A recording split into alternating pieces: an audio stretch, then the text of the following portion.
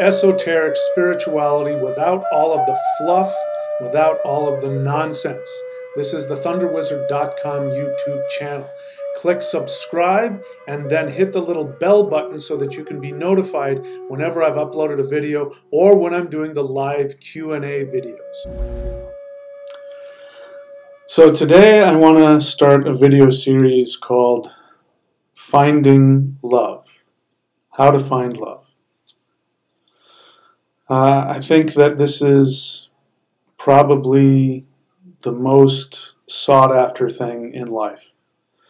And having been a spiritual practitioner and a spiritual teacher and seeker for all my life, and having trained with some of the most powerful teachers I think are probably on the planet, having achieved a lot of spiritual and energetic power, I found that in the end the only thing that really mattered was love.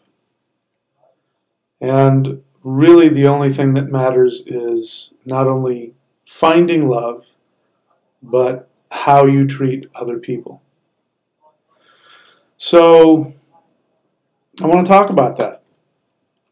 And I want to talk about my experience as well as what I've learned from a shamanic perspective and from a spiritual perspective, what love is. So before we get started, I'd like for you to just spend a little time with yourself and just ask yourself what you think love is. I'm not asking you to tell me what, is written in poetry books or, and lofty ideals. What is it that you want? Be honest with yourself. What is it that you want when you say that you want to find love?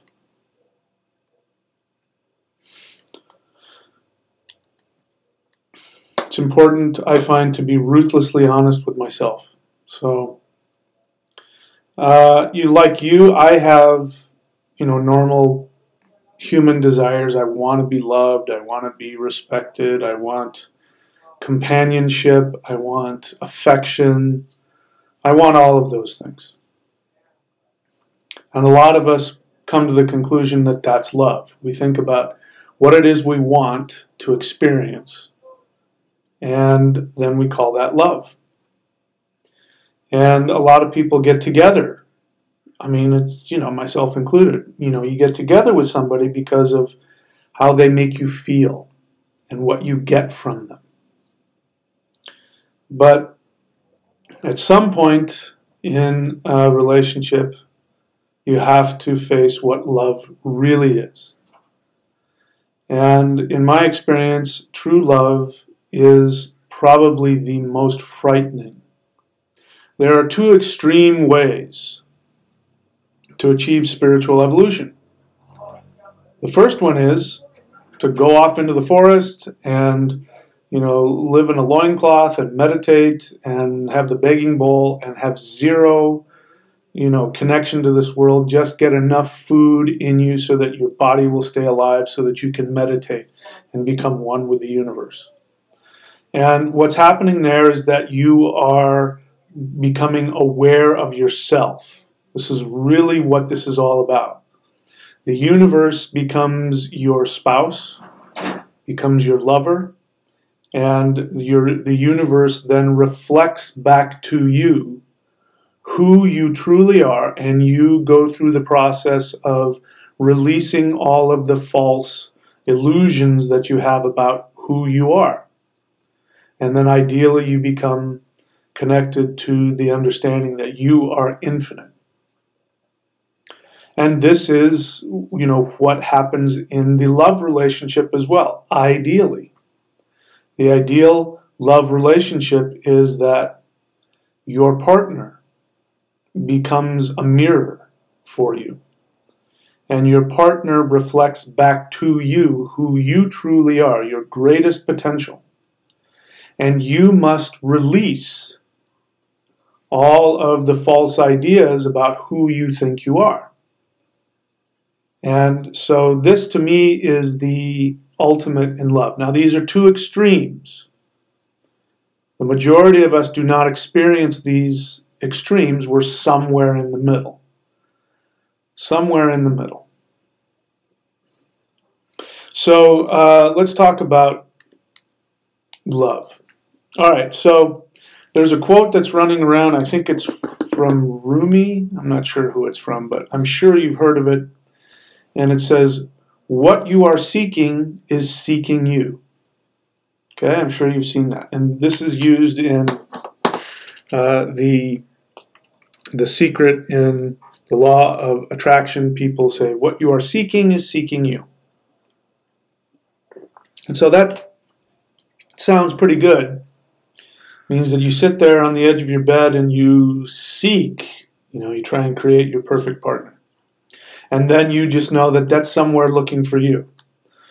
But, let's be honest. Does that really happen? I mean, if you sit on the edge of your bed thinking about your perfect partner, how often do they come knocking on your door? Hi, I'm here. You've been looking for me. Here I am. Usually doesn't happen that way.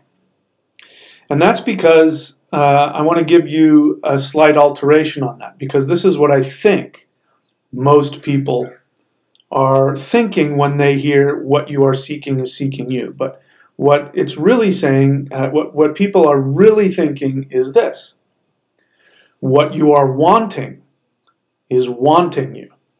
Now that may sound like I'm saying the same thing, but they're very different. Because seeking implies action. You're actually out hunting for it. So a better way to put it is what you are hunting is hunting you.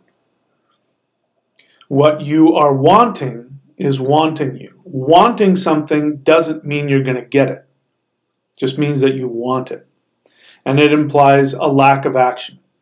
Pining for somebody, pining for the perfect partner, and wanting them is not the same as seeking them. So, of course, this is a theme we talk about a lot. So we'll come back to this, but I want you to apply that to yourself. A lot of people who are lovesick, who sit around wanting love and are dying from wanting love and feeling unloved, in my experience, they tend to isolate. They tend to not do a lot to achieve that. And so they sit around wanting it, and the want gets greater and greater and greater. Somebody who's out seeking it, taking action to go find it, this means that they've taken responsibility for what they want. They have decided that they deserve it, and they're going to go find it. And then I would say what you are seeking is seeking you. Definitely. So this is happening on both the conscious and the unconscious levels. So what you end up having in your life is also going to reflect what you are doing with yourself. Bear in mind, everything in this world is a projection of you. Everything. If you're in an uncomfortable, dysfunctional relationship, this is reflecting how you are treating yourself. If you are alone and lonely, this is a reflection of how you are treating yourself. If you feel unloved and abandoned, it means that you, on some level, are doing this to yourself on an unconscious level. I'm not here to try and get you to judge yourself. You can't snap your fingers and change it. As you can see, action is really what's most important here. So let's talk about relationships. Relationships are always karmic. Always. And in my experience, we're going to talk about superficial love, which there's nothing wrong with superficial love. But I'm going to be talking to you about what superficial love is as opposed to what I believe true love is. So in the beginning, we all seek superficial love, always. And we just need to accept that. Your superficiality is going to be different than mine. My superficiality, just going to be open with you, is very superficial and very surface. I am attracted to what I believe to be a beautiful, physically beautiful woman. That's the first thing, that's what I'm seeking, and that's the first thing that grabs my attention. But that's all it is. It's just a hook. And these relationships are always karmic. And if we knew what the karmic issue is that we were there to experience, I would say 9 times out of 10, we would reject that. We don't want that. Think about it. How many relationships have you been in that started out, oh, so amazing, and this person is the love of my life, and I've known them for millions of years, and they're so perfect for me. And then around 9 months later, or a year later, or after you move in, or after you get married, then all of a sudden it's like, wow, I got to live with this person? And then you see all of the flaws in them, and they bring out the worst in you, and you fight. And I don't know anybody who hasn't had that experience at least a couple of times. And that's because what I've learned is that it takes at least 9 months before you really start to see the inner character of somebody. The first 9 months in a relationship, in my experience, are always projection or transference. You're taking feelings that you had for an ex and you're transferring it onto somebody that just walked into your life. Or you're projecting it, meaning that you see in them how you unconsciously want to be seen. So this is very typical of people who go out and save others. If you go out looking for, lost little broken puppies or little kittens in people, and you're going to save them, and you're going to love them, and you're going to fix them. And be honest with yourself. I know I do it, and it's happened a lot in my life from my end. Whenever you're seeking to fix somebody, to save somebody, to help somebody, when that is the primary function of it, what's really going on is that brokenness that you see in them, or that cuteness, or that helplessness, or that neediness, or that whatever it is that you find cute and attractive that makes you want to love them, that is you. You are seeing yourself in them. Of course, you're not aware of that. It's happening unconsciously. And so, once you have them and you think you're going to fix them, you think you're going to save them, obviously that's not going to happen, because that's what you really want for yourself, but you're not aware of it. And the thing is, in those situations when you're somebody who seeks to save others, if somebody were to give to you what it is you were giving to them, it would probably frighten you so much that you would leave, or you wouldn't be attracted to them. For instance, don't you find a lot of people seek the dangerous ones, right? Seek the bad boy or the bad girl, right? And they're always so, enticing, and they're great in bed, and they're, the crazy ones are always great in bed. Great in bed, and then, you get torn to pieces.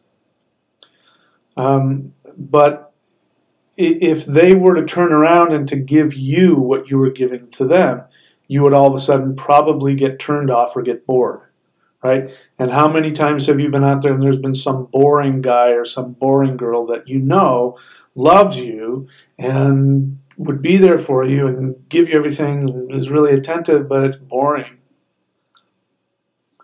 It's because we're seeking to escape our own issues. So this is on a surface level. On a surface level, this is what's happening. Now, all relationships start this way.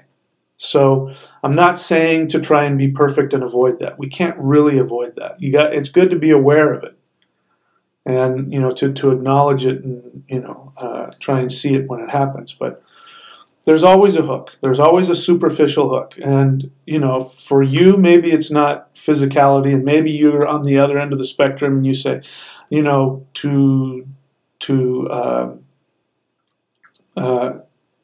to objectify somebody based on their looks, that's horrible. Why would you ever do that? And I want to be loved for who I am, and blah, blah, blah, blah, blah. I guarantee you've got your own superficial hook. It might be something else. It might have nothing to do with looks. It might be money. It might have nothing to do with money. It might be who knows what it is, but is definitely a superficial hook. And here's the thing. Romantic relationships always have conditions.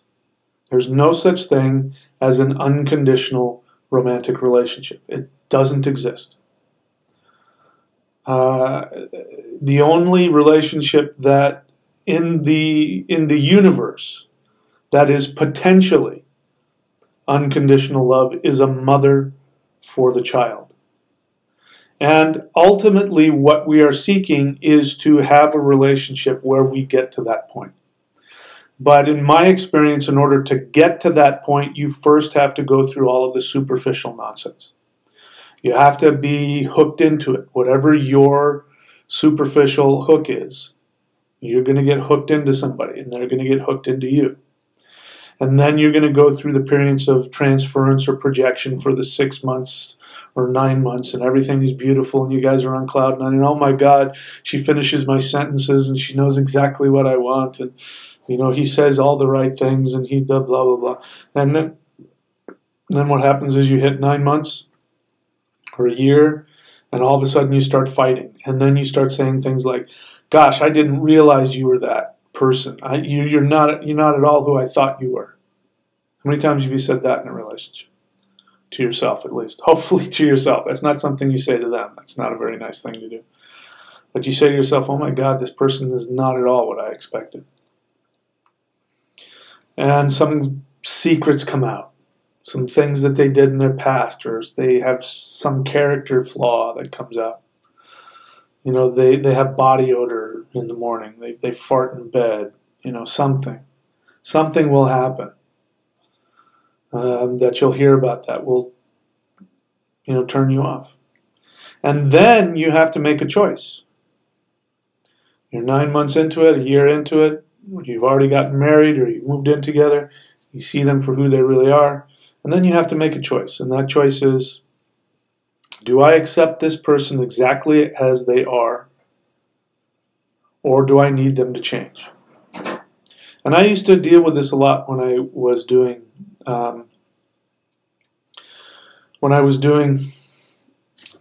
psychic readings. Now, I'm not a psychic. I did rune readings, so technically that's a psychic reading, but all I would do is I would look at the runes and I would just interpret them like I always do. Oh my God, you're the best psychic I've ever loved. It wasn't coming from me. It's actually coming from them through the runes. But, it was I would say 98% of the time it was women who wanted to talk about a man that, wasn't doing enough or wasn't spending enough time or didn't love them or was married or something like that. In fact, I was really shocked at how many women were dating married men and how many married women were dating married men. I mean, it's a lot more than I would have expected.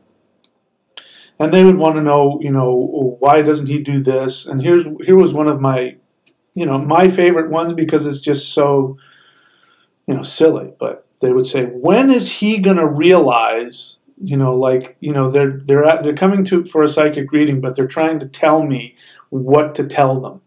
When is he going to realize that I'm the one and he can't, and I would say, hang on. That's not the right question to ask. You're trying to force the situation here. You're assuming he's going to realize something.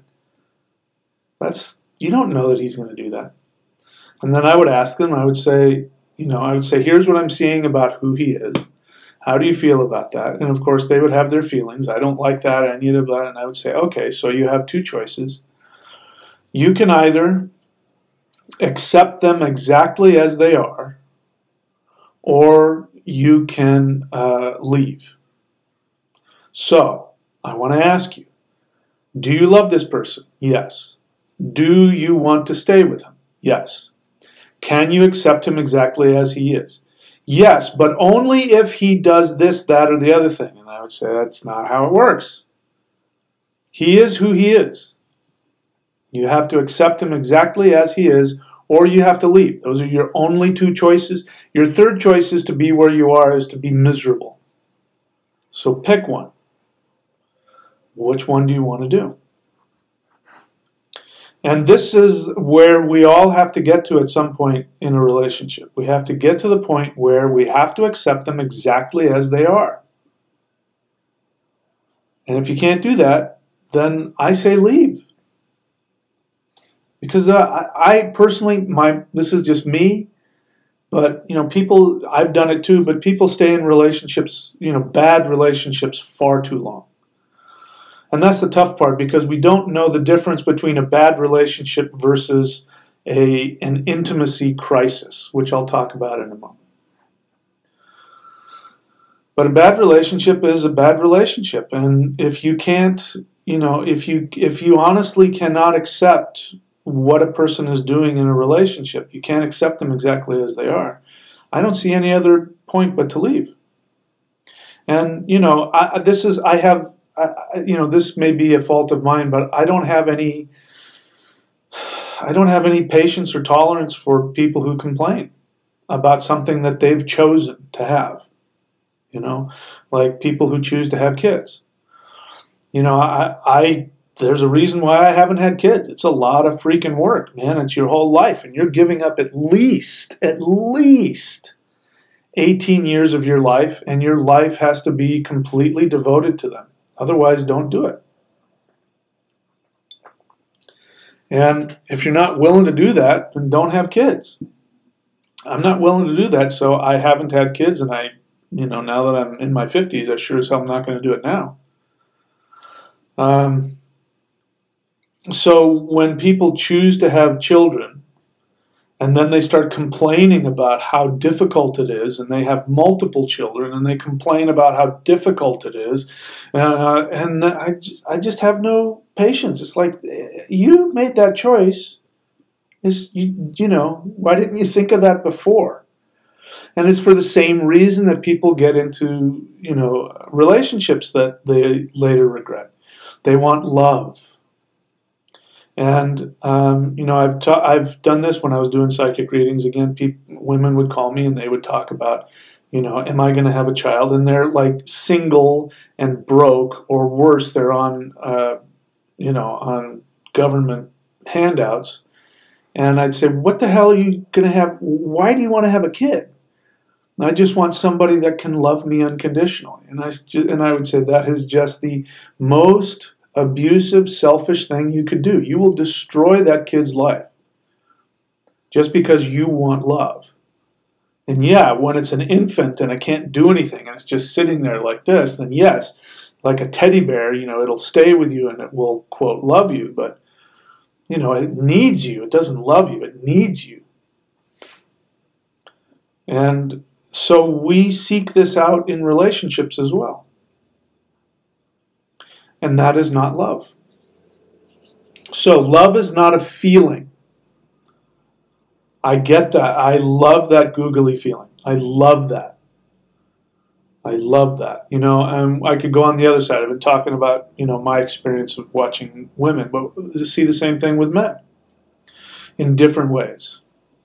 And let's take the stereotypical player, right? The man who runs around and is, sleeps with multiple women, or is constant, or sleeping with, women do this too, by the way, but, that it's harder to, we don't see that. The male stereotype we see because it's celebrated. The female stereotype that goes around using men and having multiple, we don't see that. It's hidden because it's not accepted in society. But the player is accepted in society. And so we hear that talk about that. And those men will say things like, you don't understand, I really love women, and I just have so much love that I can't, and I think that when I'm with each one of these women, I'm really giving myself to them, and I really love them, and blah, blah, blah. But what's really happening is that they're using them and throwing them away, and they're indulging in this feeling of love, which is it's just a projection. It's just a projection. I was watching something on, was it HBO? I can't remember where it was. And it's, and maybe you've seen it, Inner Sanctum or something like that. And it's this guy that has a sex club. And it's, I watch it again. I don't know him. I haven't, been in his life. I only know the superficial things that I see. But, there's a point where he's trying to put together these, these sexual liaisons, and people pay money to be part of this club, and it's, whatever the hell it is. And he has this child, and he has a wife, an ex-wife. They're divorced. And they're meeting up to talk about something, and I'm listening to their communication, and it's actually really better than most people's communication, and it's clear that she loved him, if she doesn't still love him. And she's beautiful, and they've got this kid together, and I'm thinking to myself, why the hell isn't he with her? I mean, it's obvious that what broke up the marriage is that he wanted to have these, this sex club, and he wanted to have a lot of sex, and I'm only assuming that she didn't want to do that.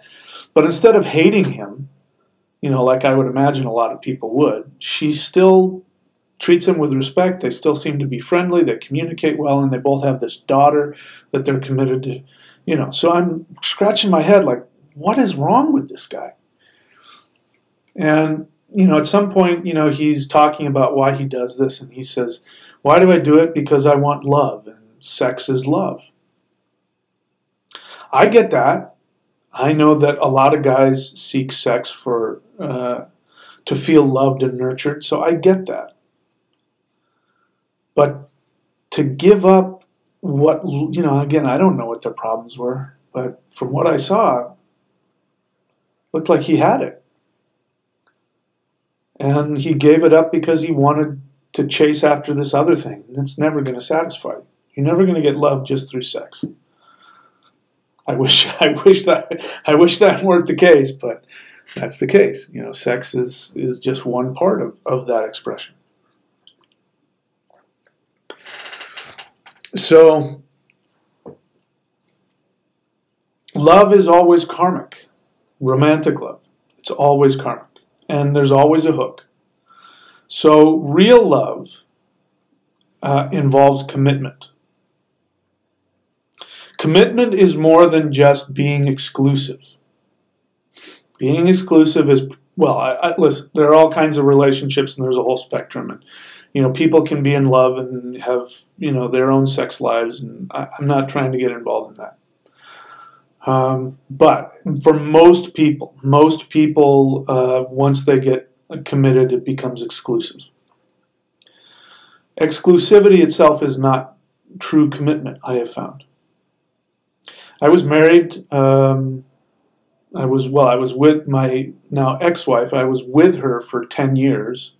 We were married for 4. But I got to be honest with you, I wasn't really committed to her until the last 6 months of the marriage. And my commitment to her on an unconscious level is what destroyed it. Because I learned a lot in that. And up until that point, I was always on the edge. Now, I never cheated on her. We were always exclusive. But in terms of me giving myself to her 100% and committing to her 100% as she was, I wasn't, in my mind, I wasn't there yet. I was always looking for the back door. I was always, thinking about what I didn't like and what wasn't working. And we had a lot of problems. And so what I did was I became aware that I felt very sad, and I felt very alone, and she did also. She felt very sad and alone, and from my perspective, she wasn't loving me unconditionally, and from her perspective, I wasn't loving her unconditionally. And there was all things, she wasn't doing this and this and this for me, and I wasn't doing this and this and this for her. And I sat myself down. This is after being married for, together with her for 9.5 years and married for 3.5. And, I was waking up depressed every morning. What was happening is that I was having dreams as I was waking up of being, with somebody who, loved me and giving me all the stuff that I thought I wanted. And waking up like in a haze and then going, oh, I'm here. And realizing that is not what I was getting. That I could feel that my wife didn't, wasn't happy with me and was, we were both just not very happy. And so I sat myself down and I said, okay, Mike, she's not going to change. What you see is what you get. It's not going to get any different than that. If anything, it's only going to come through, mutual, commitment. And you've got to do your part. You took a vow, and you owe this person, if you're not going to follow through, then, don't follow through. And so I sat myself down and I made a mental list of all of the things that, the pros and the cons. So the cons list was a lot longer, all the things that I didn't like. I have to admit, it was a lot longer. The pros list was short, but there were some good things in there. And I sat there and I looked at that pros and cons list and I said, all right, are the good things enough to keep me in this relationship? And I looked at them, and there was a few of them that were pretty good. And I looked at them and I said, yeah, I made the decision. Now looking back on it now, it's not nearly enough, because I've now since had what I believe to be true love. But then that was all that I knew. And I said to myself, yeah, I can live with that. So I made the decision that I was going to accept her exactly as she was, and that all of those things on the con list, I was going to accept that I wasn't going to be able to change that. And so I put all of my focus on the pros. And I hyper-focused on the things that were good about her, and I magnified that in my mind. And I committed to that. And then I made a decision. I said, I'm in this for the long haul. This is for life. And you have to understand I was not very happy in my life. And so that was a big sacrifice on my part. But that's what I knew, and that's what I had, and I made that commitment. And that's when everything fell apart.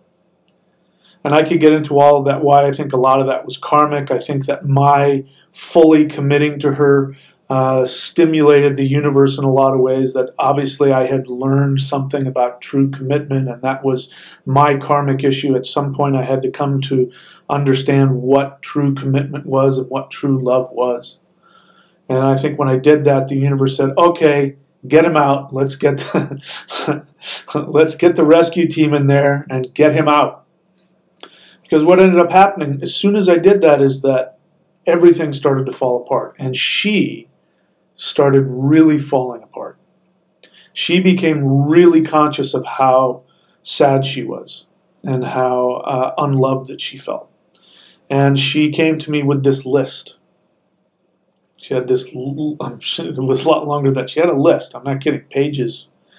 And she said, these are my needs. And I won't get into them, but some of them were understandable that I would have to work towards. They were my issues. And some of them were just completely, totally unreasonable. I mean, there was just no way another human being could possibly give that to somebody. It's just not possible. And I tried to the best of my ability to meet her needs, and I tried to say, listen, I'm doing my best on the other things, but you got to meet me halfway. And nope, these are my needs. I have to have these. And it was so taxing on me that I said, I need a break. And she immediately says, yes, that's a good idea. And so I took this break. And that break ended up being a separation, which turned into a divorce. Now, looking back on it, I'm quite certain that she had decided that we were done. And what was interesting is that she was constantly, I love you, I need you, I love you, I need you, until I committed. And again, I didn't say anything to her. This happened on the inside, so I'm sure that my behavior started to reflect that. What that meant is that now that I was there and I was going to be there, then she was going to have to face her unresolved intimacy issues. And I think that was too frightening for her. And then she started to sabotage the relationship. And I got to tell you something, I'm talking generally here. Generally speaking, men cheat in order to stay in relationships that they are having difficulty with. Women cheat in order to find a bridge to get them out of the relationship. So in my experience with women that, from my perspective, that have wanted to break up with me, they don't come out and just say, listen, I've been thinking about it and I'm not happy and it's over. Some women do that, and to their credit, I acknowledge and respect that. But in my experience, a lot of women don't do that. They will make things so challenging that the man ends up leaving. And then they get to say, see, he never really loved me. Here he is leaving me again. And my ex-wife did that same thing, where she made it so challenging for me that it was really harmful for my mental health. And I had to leave for my own mental health. I didn't want to. If she had been the slightest bit cooperative, I'd still be with her. And I'd be miserable. But, thankfully she did that, because that was, again, karmically, our debt had been paid off. So when it comes to breakups, in my experience, when they happen like this, when one partner becomes irrational, and no matter how you try to meet them halfway or compromise or even satisfy their demands or desires, they still have this irrational, and you guys fight over nothing. You fight over which way the toilet paper should be coming off of the toilet roll, or, who did the dishes, or, just nonsense. It's just stupid nonsense like that. And when that happens and you find yourself on the other end of somebody who's just fighting with you irrationally, in my experience, that may, not always, but it may indicate that you've reached a karmic ending and that there's really nothing left to do. Now, a karmic ending also looks very much like an intimacy crisis. So I said that I would talk to you about what an intimacy crisis is. An intimacy crisis is when you have finally seen the person's true character. Now, for me, that took me 8.5 years. It took me 8.5 years in my marriage to finally see this was my wife, and that was it, and she wasn't going to change, and this is who she was. And I made a decision, and as I told you, I believe that decision forced her to begin to take a look at herself, and that was just far too frightening, because here's what a relationship is about. A relationship is not about getting your needs met. A relationship is not about finding somebody who will make you feel good, who will give you companionship, give you sex, whatever it is that your requirements are. That is not their job. Let me be clear. All of those things should be included. So if you're not getting those things, then that's different. I mean, those are reasons to say, listen, I'm not happy. You got to get fed. But that is not the ultimate reason. That's not enough. The ultimate reason for a relationship is that you have decided that you are going to, without agenda, to the best of your ability, reflect back to your partner who they really are. That means that you will tell them the truth, sometimes the bitter truth that only they can hear from you, because ideally they trust you. But it's also that you're not focusing on their faults, that you see their true essence and you reflect that back, not necessarily in words, but in actions and in commitment and in, compliments and encouragements and those kinds of things. And your commitment is that you are going to be there with them while they face the crisis of seeing their true self. Because remember what I said in the beginning.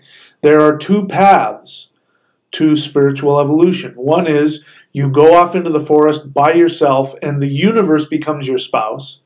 and you see in yourself all of the illusion, all of the limitations in you that are not your infinite true self, and you release those. You spend hours in meditation and in whatever it is that you do, and you find your true spiritual self. But the universe is your spouse. If you're not going to do that, then the other extreme is you have a family. You have a wife or a husband who says, I am committed to you, to be there for you, just like the marriage vow says, in sickness and in health, in poverty and in richness, whatever it is. It means that whatever's going on with you, as you find yourself, I'm going to be here. And I'm going to reflect back to you your truest self. Means you have to accept all of their negatives as well as the positive. And this is for you. And then ideally your partner's doing the same thing for you. So when I used to do marriages a while back, that's what I would say. I would say what you're committing to is not that you're taking somebody and you're demanding that they commit to you. What you're saying is that you are going to be there with them and hold their hand while they get to find out who they truly are. Now, in my experience, the only way that can be happen is in a legal binding marriage contract. I totally intellectually agree that on paper there should be no difference. A marriage license is just a piece of paper, and a marriage certificate is just a piece of paper. It shouldn't mean anything. It's just symbolic, and, I'm committed to you, and let's live together. And you would think that living together is going to create that bond. It doesn't. I'm not saying that's worthless. I'm not saying it doesn't create a bond of some kind. But there is something that happens both psychologically and energetically when you make a legal binding contract with somebody, that you are committed to them for life. Something in the unconscious mind releases, and you merge with that person on an unconscious level, and you truly become one unit. And so all of the challenges, the fights, are these two separate entities trying to come together and become one unit. That's another reason why people have children. Because children will bond you on an unconscious level in that scenario as well. And so, this again is true commitment. Commitment is not just saying, okay, I'm exclusive with you until we decide not to be. That is a commitment, but it's not true commitment. And so what I'm here to tell you is that love is commitment. It's not a feeling. So I want to talk to you again about the difference between a man and a woman. Generally speaking, the masculine and the feminine. Everybody's different, so don't get your panties in a wad. I should say everybody's unique. Somewhere in that spectrum. But, what was I talking about? Men and women. So, you've noticed that most men have difficulty saying I love you. They have difficulty committing, especially in the beginning of the relationship. And that is because men as warriors they're built to understand commitment. So when they hear you say that you love them, they don't hear that you have a googly feeling about them. What they hear is that you're saying you're responsible for me. That's what they hear. That may not be what you're trying to say, but for most men, what they hear when you say to them, I love you, is that they hear you say, you are responsible for me. So for a man to say I love you back, it doesn't mean I have a googly feeling, because most men don't function that way. Not that they don't have googly feelings, but it means that they are committed to you and that they take on some responsibility for your life and for your feelings. And as a warrior, that's where they're coming from. So when a man, ideally, we're talking about a conscious man, when a man stands in front of, the minister at the altar next to you, he's going to war.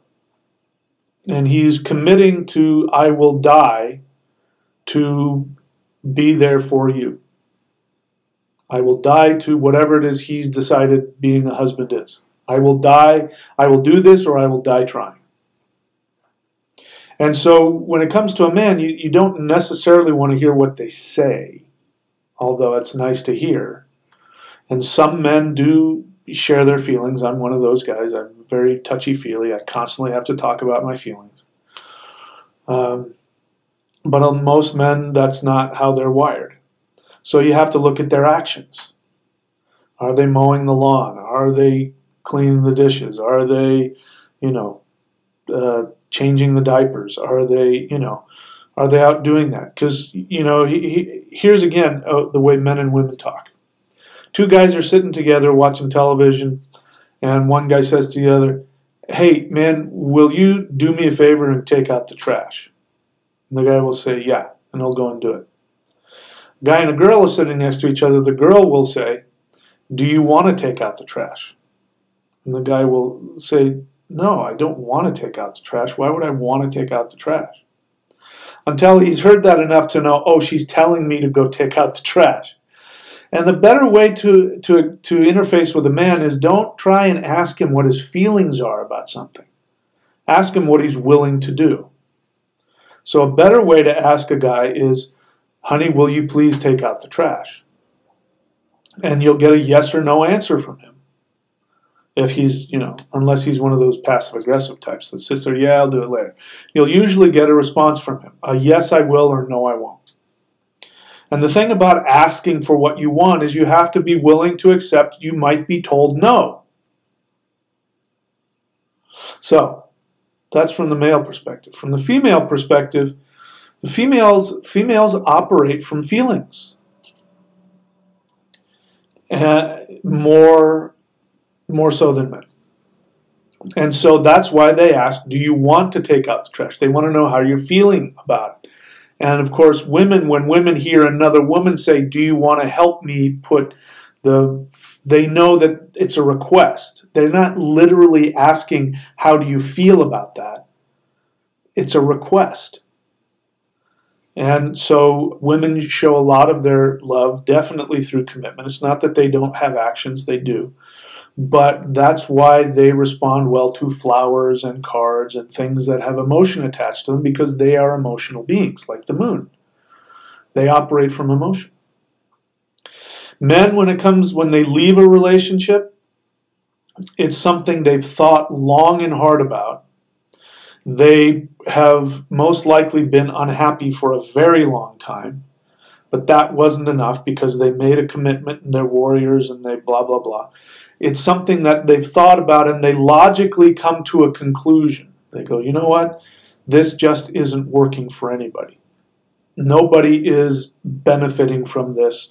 It does not serve her or me to stay in this. So I'm now deciding that it is a tactical decision. I am getting out. I'm going to retreat. It's a battle, and they're now going to go and they're going to retreat. Usually there's no retreat, no surrender, but sometimes you're like, you know what, if I don't retreat now, the war is going to get lost. So we're going to retreat and regroup and come back. So when a man decides to leave the relationship, it's that.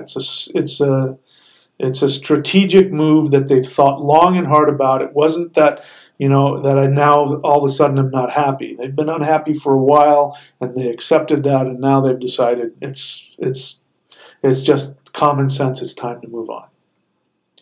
In my experience, women are a little different. Women, same things apply, but in my experience, women will get to a point emotionally where they break. And when they break emotionally, when they can't say to themselves, I don't feel love for you anymore, when they get to that point, they make a decision. And usually once they have made that decision, you can't talk them out of it. A man, on the other hand, if he's getting to that point where he's lost his feeling, and it's starting to get now to the point where he's realizing that there's no strategy for him to win this war, you can get in there and talk him into a different position sometimes. In my experience, women will also be like that, but once they get to that point where they've decided this man doesn't love me and I can't depend on him and I don't feel anything for him anymore, I don't trust him, usually when that happens, it's over. And then in my experience, most of the time, they will begin to sabotage the relationship to the point where the man has no choice but to leave. It's usually how it works, in my experience. So all of this is a long-winded way to talk about if you really love somebody, what it's going to take is that commitment to accept them exactly as they are. Now, ironically, what most people want is they want to be loved for who they are. And I hear this a lot. I just want to be loved for who I am. Whenever I hear somebody say that, my first reaction is, stay the hell away from this person. Now, I understand that. I want to be loved for who I am too. I understand that desire. But what that implies is that they are not willing. There are things that they're not willing to improve upon in order to be loved. Because as I said, romantic relationships are there's always a condition, always. And love is something that you do for the other person. And it's easy for us to sit on the other end and to go, well, they didn't do this for me and they didn't do that for me. But then I want to say, well, what did you do for them?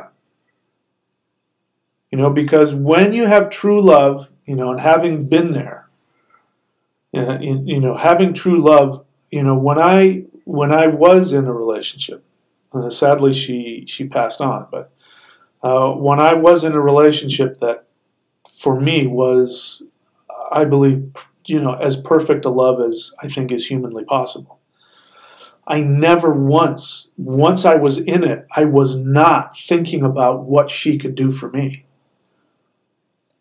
I got my pleasure out of seeing her happy. Just seeing that look on her face was enough. And I didn't care what it took, and I didn't care what I got out of it. If I could see that look in her eyes of she was happy, it meant everything, and was my whole life.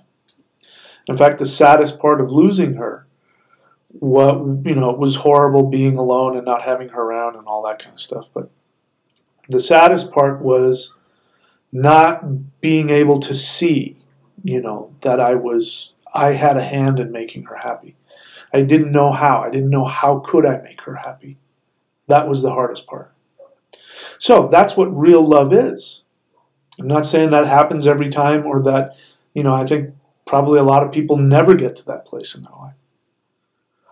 But when you get to that place where you love somebody, you love them, and what you want is to see them happy, to see them thrive, to see them healthy. That's love. And it's the opposite of what can they do for me. And that can only come when you've gone through the relationship crisis. The relationship crisis is when you are no longer projecting or transferring onto them, and you are beginning to see their true character. You're beginning to see their limitations, and you've decided that you want to commit to be there for them, and you make them a priority. And ideally, both partners are doing this. I'm going to be honest with you. My situation was karmic, so I knew from the beginning that she was the one. But that end result that I shared with you was because she naturally did. She taught me what true love is, which is she reflected back to me my highest self. It wasn't that she was telling me what to do. Here's what you need to do, and what you really need to do is this. And there was some of that, a tiny bit, but always, in my best interest. And the rest of the time, she was just acting as though I had achieved this status that I hadn't. It's because she saw it in me. And she treated me like I was there. And in order to be with her, I had to let go of my limitations of myself and allow myself to rise to the vibration that she was seeing in me. And that was, there's nothing more that's it. That's the ideal of what love is. So it makes me, go back to, when you're with somebody, why are you with them? Are you with them because you want to save them? Are you with them because you're lonely? Because you're horny? I mean, all those things are perfectly okay reasons to go seeking somebody, but why are you staying with somebody? Are you staying with them because you hope that later on they'll change and give you what you want? If where you're at is wanting to get something from them, you're always going to be disappointed. And that's why you have to get to that crisis stage and go, can I accept this person exactly as they are and be fulfilled? And if the answer is no, then in my experience, it's time to move on. If you can get to that place and you can say yes, then keep going. And, here's the thing. The universe will protect you. I made that commitment to my now ex-wife, and it kick-started a series of events that actually took me out of the relationship, because I obviously had to learn what commitment truly was and what love truly was. Anyway, so those are some of my thoughts about love. I want to talk some more about it. I want to talk about later on how to find love. And we'll talk about how to love yourself. I want to talk about things like drama, what that really means. What does it mean to have no drama? Should we be looking for no drama in a relationship? Communication, we talked a little bit about that. And then I'll talk about some spiritual techniques that you can use to attract what you're looking for. So, that's just sort of a rambling introduction about a topic that we can continue to talk about. And I haven't decided exactly how to put this together, but I will let you know as we go on. So those are my thoughts for today. As we're coming upon, what is the date anyway? We're getting close to, 2 days before Valentine's Day. There you go. So this is my Valentine's Day gift to all of you. And we'll talk about it some more.